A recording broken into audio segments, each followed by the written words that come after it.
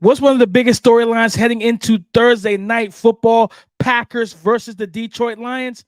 The maturation of Jordan Love. We'll tell you why next on the Locked On NFL Draft Podcast.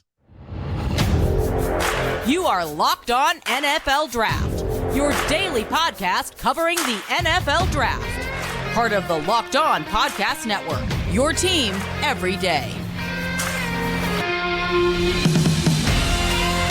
What's up, Locked On family? Let's get locked in. Welcome back to the Locked On NFL Draft Podcast, your daily podcast covering your favorite draft prospects, part of the Locked On Podcast Network, your team every day. I'm your boy, Damian Parson, always on the ones and twos. You can find and follow me on Twitter at DP_NFL. I'm a national scout over with the Draft Network. All right. And, of course, the host of the Locked On Clemson podcast.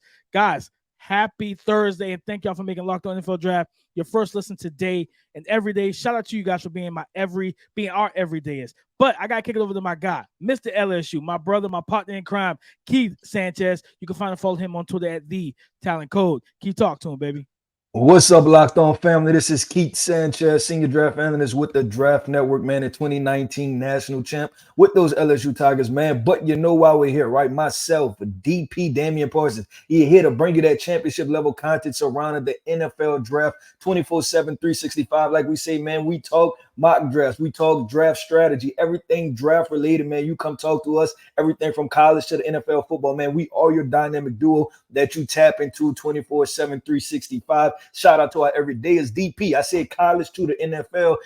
This is Thursday, DP. We get some NFL football. Today we get the Detroit Lions versus the Green Bay Packers. There's a NFC North rivalry, right? But then we also have to remember, DP, that the Lions sent the Green Bay Packers packing last year, so there might be a little bit of bad blood in the water, DP, for those Packers, man. It's going to be a great game. Both teams, what I believe they're both 2-1 at this point in this season, and this is one of those games that could potentially catapult a team, or this could cause a team to fall. So this would be a great matchup that we're going to cover throughout, right? We're going to talk biggest storylines. We're going to talk matchups to watch, and we're talking game prediction. But DP, before we start at the top of this thing, man, why don't you hit them with our title sponsor?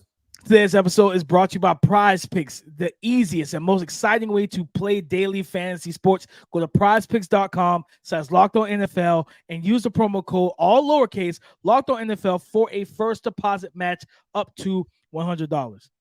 Keith, when I say Lions, Packers, Thursday night football, Jordan Love, Jared Goff, Jameer, all these players and all these draft prospects that we've watched over these couple of years. Keith, what is the biggest storyline heading into this game for you? These are the NFC North contenders, DP. I think this is early on, but this is a game that, you know, the old adage is that it only counts once, right? But one is a divisional game, and then two, I appear that these two teams playing will be the teams that finish at the top of the NFC North in that race for the division winner. So this game counts 2-3 times, right? It's not just one game, and I get it, they have another time to play, but you're talking about just shifting the balance, right? The strength of balance of just, you know, what team is in the lead. It comes down to this, and I'm excited to see, because I talked about it in the intro, right? Just with the Lions and the Packers home. That was last year. That was a motivational win, right? And the Packers had momentum. I mean, the Lions had momentum, and they were excited, and, you know, they wanted to play. And it seemed at times that the Packers, you know, were just trying to make it through, right? Just wanted to finish the game. But DP, this is a new year, right? This is a new year. Both teams have, you know, new situations going on, and we know how the Lions started this last year, right? And they started off slow. And then the Packers, they're one of those teams that, how am I trying to put this, right? Like they're historically always in a good spot, right? Over the past 30 years, they've always been in a good spot. But can the Detroit Lions dethrone them as the kings of the North? So I think for me, DP, that's the storyline I'm going to watch, because it's the one thing, it's the little brother, big brother type thing. And Lions fans, I'm not trying to be offensive. All I'm doing is counting division titles, right? If you count division titles, DP, somebody's big brother, somebody's little brother. But what you see is that, okay, hey, can little brother, did they reach the point where little brother is 21 now and big brother is 25, and it's not the big age, that age difference, that 6-year, 4-year age difference doesn't make that much of a difference, right? And we get to see, can the Detroit Lions come in there and beat the Packers early on and kind of get ahead of this thing as far as the NFC North race? No, I like that, Keith. You know, your storyline basically is a two-man race. It's a 2-man race. This 100-meter dash or 400 meters, whatever it is, it's only 2 guys on the track. The other 2 teams are winless. So they ain't even in the picture right now. And the crazy thing about it is, Keith, both of these teams coming into this game, both of them are 2-1, right? Both teams, same exact record, coming into a big pivotal game in just week 4 of the NFL 2023 NFL season. I think for me, Keith, the storyline is the maturation I talked about in the cold open. The maturation of Jordan Love. Like Jordan Love, the weight is on his shoulders, right? Like you were drafted as the heir apparent, the guy to step in for Aaron Rodgers, right? And just right now for Jordan Love, 96 attempts, 51 completions, a completion percentage of only 53%, 655 yards, almost 7 yards per attempt, but he's thrown 7 touchdowns, only 1 interception, right? And he doesn't have a ton of drops. He's got, per PFF at least. He's got a couple drops from his receivers that, I think they let him down a couple times. It just, drops always subjective, right? People think, oh, it hit his hands, it's a drop. Some people feel like, oh, DB broke it up. That's a drop. Nope, it's a PBU. It's not a drop. So drops always subjective. But I think for me, man, like watching this game, hopefully Christian Watson plays, right? I think Ian Rappaport talked about, they have some injuries. David Bakhtiari, the left tackle, elite left tackle, out. Elton Jenkins, a really good guard, offensive lineman. I think he plays tackle and guard. He's out. Devondre Campbell on defense, he's out. Aaron Jones and Christian Watson are both questionable. So I think the maturation of Jordan Love, just to see him take that next step, right? Because he's still throwing a ton of fastballs. He's throwing 100-mile-per-hour pitches. And I need to see that curve, that slider, that changeup, right? And just kind of start layering some passes more consistently. But, man, he's got throws that elite quarterbacks make on tape. Mm-hmm. It's just it's to me, it's more flash than consistency. And the maturation process for him will be finding that consistency. To whereas then, okay, I'm hitting the routine stuff. I'm hitting those difficult elite level throws, and I'm hitting those kind of mid-tier type of throws, right? And if he starts being that, like, cause I got I'm pulling up his passing chart now. He starts hitting those, what you call like those all 3 level type throws. He's going to be really, really good. Because like right now, talking about the deep ball, Keith, 16 attempts, only 3 completions. He's completion percentage less than 20% on passes that's traveling 20 yards in the air, 20 yards down the field. He's got to clean that up because everything else he's pretty good at right now. You know what I mean? The short game, the intermediate game, he's good in both of those areas, but he's got to start hitting the deep ball because at the end of the day, when you can push those safeties back and make defenses defend you honestly, right? It's going to open up, for one, your legs because you're athletic. It's going to open up yak for your quick game. And it's going to help open up the run game. So he's got to start hitting the deep balls. And that's what the maturation process for him is going to be because Aaron Rodgers hit those.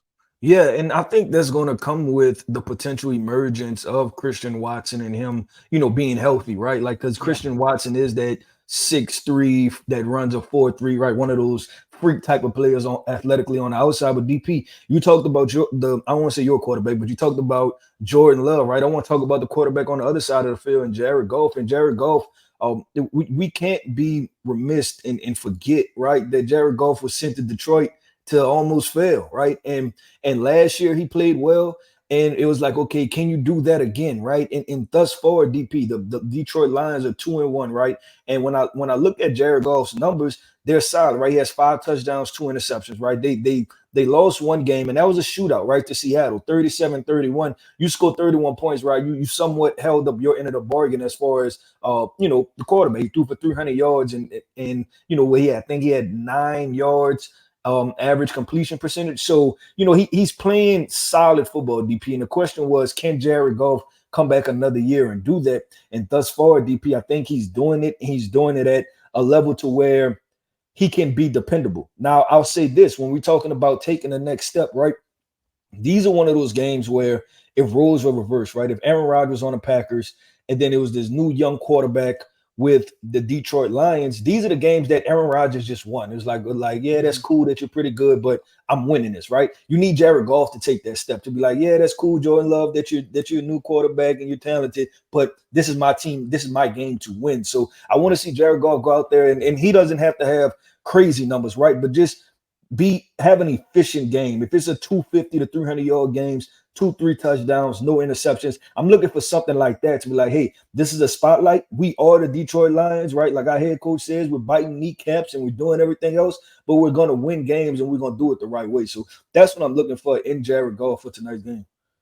No, I like that, Keith. You want him to just be the veteran, and look at the young fella and say, listen, you talented and your future could be bright in Green Bay, but I'm trying to put these lights out tonight. I'm trying to take these lights out. Yeah, and just to real quick, like wrap this conversation up, DP, but Jared Goff was almost in a Brock Purdy-esque type situation with the Rams, right? Where everybody was saying, like, it's not you, right? It's not you, it's everything else around you. But now he goes to the Detroit Lions.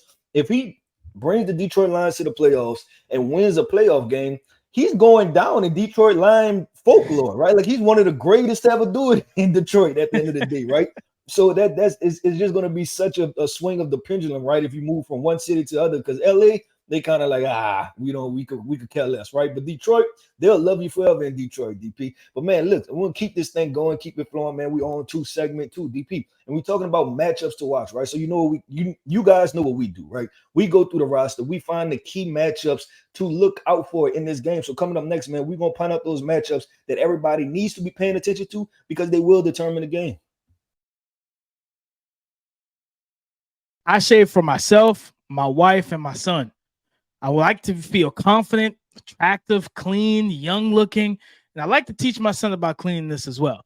But guys, no matter how or why you shave, Harry's has got you covered for the best shave of your life at a price that you will love. All right. From their legendary high quality razors to skin products like exfoliating face wash and hydrating lotion, Harry gives you a premium shave without the premium price tag. Okay, you will absolutely love the starter set that they have. It's a $13 value for just $3 at harrys.com/NFL. It includes a 5-blade German engineered razor, weighted handle, foaming shave gel, and a travel cover whenever you hit the road. Right? You can schedule delivery for refills as low as $2, half of what you pay for other blades. So, guys, get your best shave this fall and winter with Harry's razors and skincare products. Get a $13 starter kit for just $3 at harrys.com/NFL. Matchups to watch, Keith, and I think you got to go to the trenches, right? When we just talked about it in the first segment, David Bakhtiari and Elton Jenkins, two of their best offensive linemen, are not playing in this game. Well, that's kind of a little bit of a problem when you got Aidan Hutchinson on the opposite side of the line of scrimmage. You know what I mean? He got hot last week too. I think he got hot and terrorized Desmond. You know what I mean? It feels like he's found a go-to move with that kind of sell outside rush with the spin back inside. And when you look at this team, right, and the offensive lineman that we expect to play and start in this game, you're going to look at and have Zach Tom, I think out of Wake Forest, who's played good ball, right? Only allowed 4 total pressures and hurries combined for the season. You have Rasheed Walker, who, if I remember correctly, I think that's a young man out of Penn State, Penn State kid, right? You got, potentially him, starting and playing majority of that game. But then you look at the interior offensive line. You have Josh Myers, the center from Ohio State, and then John Runyon as well. So when you look at this, man, I think whoever gets that assignment at Aidan Hutchinson, right, whether it's Zach Tom or Rasheed Walker, that's going to be a big matchup to determine how this game goes for Green Bay. Because if Aidan Hutchinson is in the backfield and he's causing and creating havoc, it's going to be a long night for that Green Bay offense. Yeah, no, I agree. And that was the key matchup that I was looking for, because we just seen DP what that was Monday Night Football, right? What a young guy in the trenches can do to an offense. And that was Jalen Carter, right? Terrorizing the Tampa Bay Bucks interior defensive line. So if Aidan Hutchinson can have one of those games, and I'll even say, was it week 1? I think week 1 against the Chiefs, I don't think he registered any sacks, but his presence was felt, right? He just straight up affected that game throughout. So you want to see if he's going to have that type of impact. And even with this Green Bay offense, right now, Jordan Love is playing well, they're not operating at a high level though, right? So some pressure here and there, a sack here and there, a quarterback hit here and there can very well throw this offense off kilter, right? And while they're still trying to find the momentum, so I'm definitely looking at Aidan Hutchinson against this offensive line. But then DP, then I'm also looking at, I want to go to the running back situation, right? And you have for the Green Bay Packers, Aaron Jones is questionable. So if Aaron Jones doesn't go, you're getting a heavy dose of AJ Dillon, right? You're getting a whole lot of AJ Dillon. And then on the other side of that football, and we talked about this before, right? Is who is Jack Campbell, right? You have AJ Dillon versus Jack Campbell. And we know that with Matt LaFleur, he likes to do a lot of play action stuff, right? So it's gonna be a must that they get the run game going to open up some wider passing lanes for Jordan Love to give him the easy stuff. So I want to see how Jack Campbell is going to play, how he's going to key and diagnose the run. Is he going to flow sideline to sideline? But then also, DP, this is going to be key because usually for linebackers, right, they're sucking you in with the play action, right, just so they can throw it over the top. So that's another thing, not only just a key and diagnose in the run game, but a key and diagnose in the passing game, his ability to flip his hips, get good depth. And we've seen that, which was a key play in their week 1 victory against the Kansas City Chiefs. So Jack Campbell, the middle linebacker, I'm definitely taking a look at him versus the chess match, right, that it could potentially be between him and the head coach with calling plays run versus pass. And Keith, like you talked about with AJ Dillon, that's a very interesting battle because AJ Dillon has not looked great this year, Keith. 39 attempts, 107 yards. He's averaging 2.7 yards per carry. Like that, he has not looked great right now to start this season. And with Jack Campbell being a downhill thumper, AJ Dillon isn't the most explosive back. So you don't expect him to be on that perimeter a whole lot like a Bijan Robinson, who, by the way, if I remember correctly, because Bijan is on my fantasy team, I think they kind of shut Bijan down, and I lost the matchup because I didn't take out Brandon Ayuk. That's the reason why I lost. But Bijan didn't have a good game either, so you know what I'm saying. So it didn't help. Jack Campbell, that defense did a good job. But Keith, I want to go to the defense side. I want to stay on the defensive side for Detroit. The matchup that I hope to see, which is Brian Branch versus Luke Musgrave. I want to see that matchup real bad. You know rookie on rookie high, like just locked on NFL draft guys, right? Guys that we thought were pretty good football players. Everybody know I had Luke Musgrave as tight end 1. But I agree with you, DP. That's gonna be a hell of a matchup. And I think that if Christian Watson is not playing, and I'm not saying Luke Musgrave is the fastest player on the team, right? But him being able to be a vertical threat in the seams, I think could be very helpful for Jordan Love. So I agree with you 100%. And then honestly, you get to see Brian Branch play the ball. Luke Musgrave, right? Luke Musgrave is what, 6'6", 6'7". Brian Branch, scrappy football player. So I'm right there with you, DP. And then can we I'm right there with you. I want to see how that plays out. I mean, because I think right now, looking at the targets, Luke Musgrave is 3rd on the team in targets, Keith. So you know that Jordan Love is going to throw the ball his way. Will Aaron Glenn put his star defense? Because I mean, Jack Campbell, we talk about him a lot, but Brian Branch, I think it was Tyler Algier last week. Kind of ran through him on the perimeter on the sideline. The very next play, Brian Branch shot through the line of scrimmage. Big hit in the backfield, and I was like, okay, that's what I like to see. That's football right there, baby. That's football. So I want to see if they would put him on the bigger 6'6", 250-pound tight end, because he does have the catch radius and the leaping ability and athleticism in his favor. Yeah, and let's stay with the Detroit Lions safety real quick, and then I want to switch to the Packers. But Kirby Joseph, right? Kirby Joseph on that back end. I don't know if you remember, DP, but the last game last year, remember he had like 3 interceptions. I don't know if it was three or 4 interceptions, right? But only one of them counted because every time he picked the ball off, there was some type of flag on the play where there was holding, roughing the quarterback. So he literally had to pick Aaron Rodgers off 3 times just for it to count 1 time, which I don't know if there's ever been a defender to pick off Aaron Rodgers 3 times, but he was able to do it. And he's just a fun football player, man. He can roam the back end of that defense. But DP, I want to switch real quick to Green Bay side of the football defensively. And I want to go with Rashawn Gary being back, right? And then versus these Detroit Lions defensive line. Because I think I want to say Rashawn Gary against the New Orleans Saints in his return, he had 3 sacks. Like he balled out, right? Like in his return, it was an I'm back type of game. He had 3 sacks in that game against the New Orleans Saints. So I want to see Rashawn Gary. What are they going to do with him, right? Are they going to predominantly keep him on one side? Like, just the different type of alignments that they're going to put him in. And then when I look at the Detroit Lions offensive line, right, they have a good offensive line. You're talking Taylor Decker, you're talking Jonah Jackson, right? Frank Ragnow, Penei Sewell. So it's going to make for a good matchup. And that's not a matchup where it's a bunch of young guys, but that's definitely good on good, right? Like that's almost great on great. When you talk about what Rashawn Gary has become as a pass rusher versus that Detroit Lions offensive line. No, I love that. I love that because I'm a big fan of what Rashawn Gary has become. Another prospect where people just be patient, right? Just be patient with him and allow these kids to develop and become grown men and play at a high level. But one other matchup, Keith, hopefully we get it. Jair Alexander and Amon-Ra St. Brown, right? In the passing game, because that's the type of matchup that can really, you talk about Luke Musgrave and Brian Branch being the big one.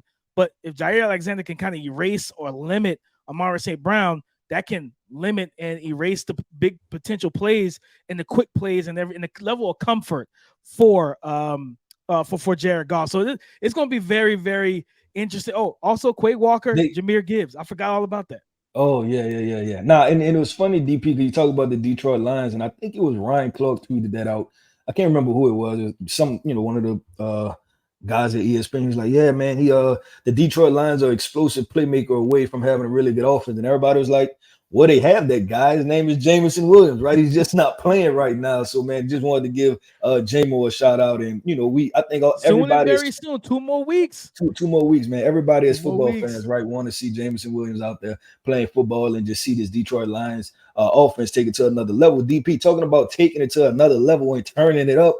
Coming up next, man, we're going game prediction. So it's about to get a little hot. DP, if y'all listen to the Saturday show, right? He tried to, release the numbers and everything and say that I was losing and I was behind and everything. So I'm taking this personal, right? Now I'm taking it personal. So coming up next, man, we're getting into the game prediction of who we feel like is going to win this Thursday night matchup.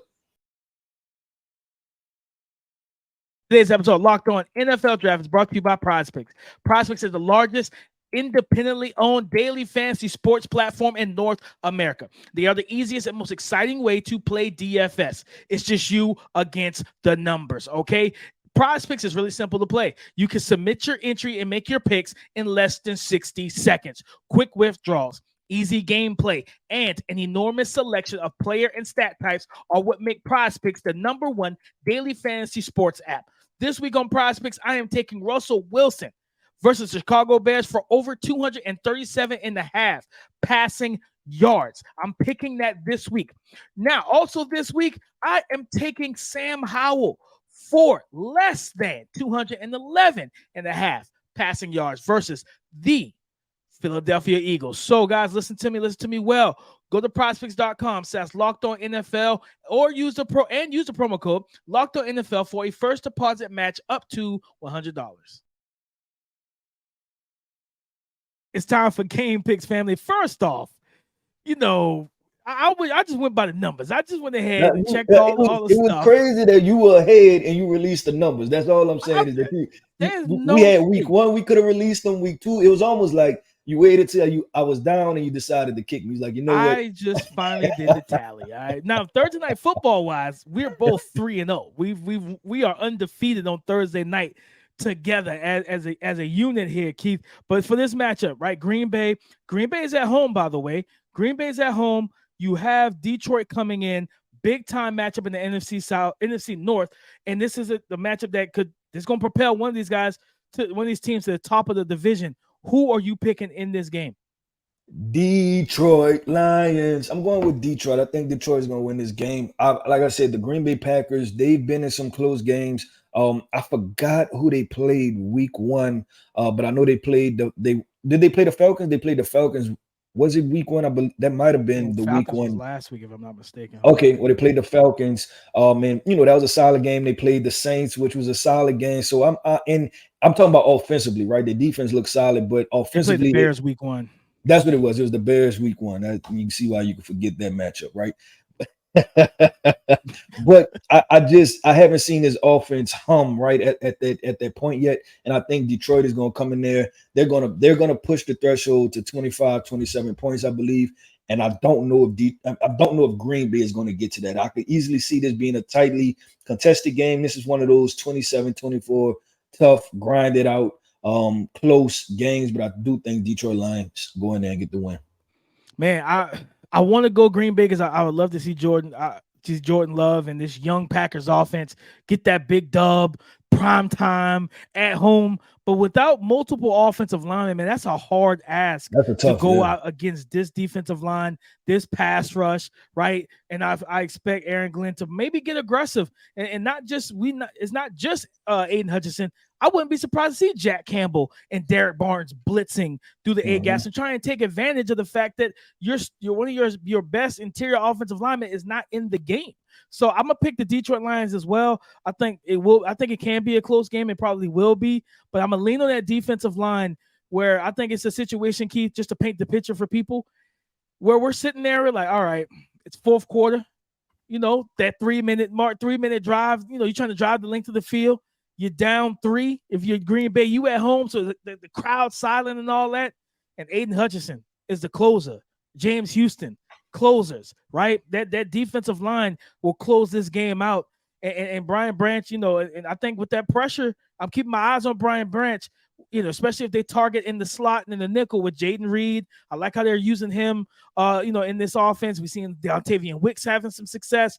They have so many young playmakers for the Green Bay Packers, but I don't know if they'll be able to keep Aidan Hutchinson upright. I'm going to tell you one thing, Keith.